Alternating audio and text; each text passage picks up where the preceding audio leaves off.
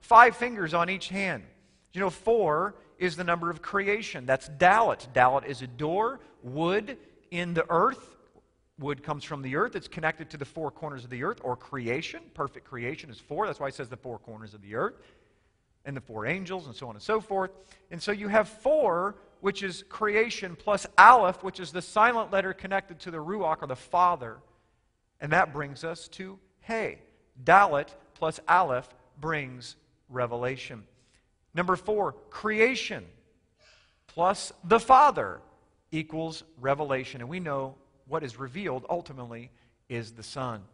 And so the Dalet, which is the door, plus the leader equals revelation. The leader that opens the door to revelation, and that is connected to the 5 fingers. Now, everybody take your hand out like this.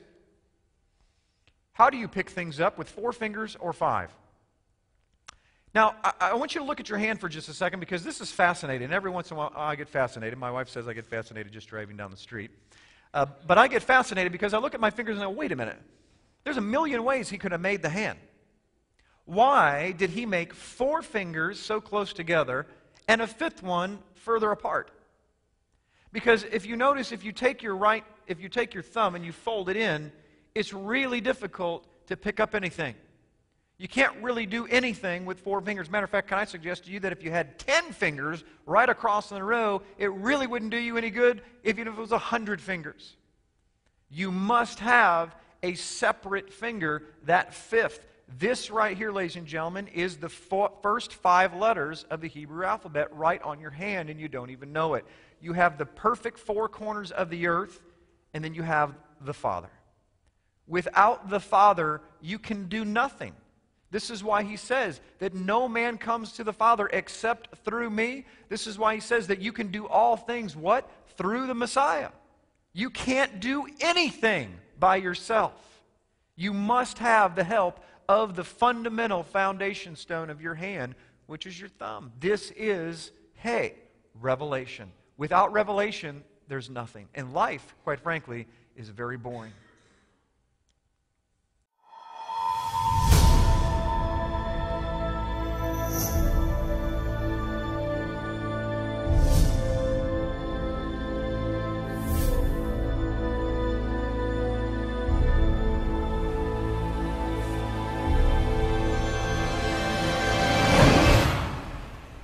Come and join us as we travel back in time 4,000 years ago to discover exactly where the holidays of Christmas, Easter, and even Valentine's Day come from.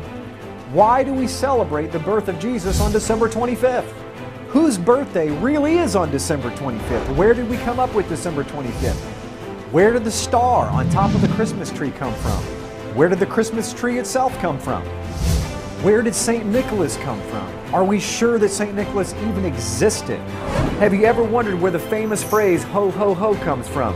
It comes from the late 1600s when they used to have plays, and before the devil would come on stage, he would announce himself by saying, ho, ho, ho.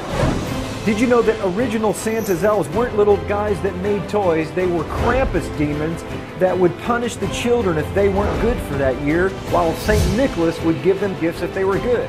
Who is the Easter Bunny? Where do we get Easter eggs from? Why do we celebrate Easter on the first Sunday after the vernal equinox?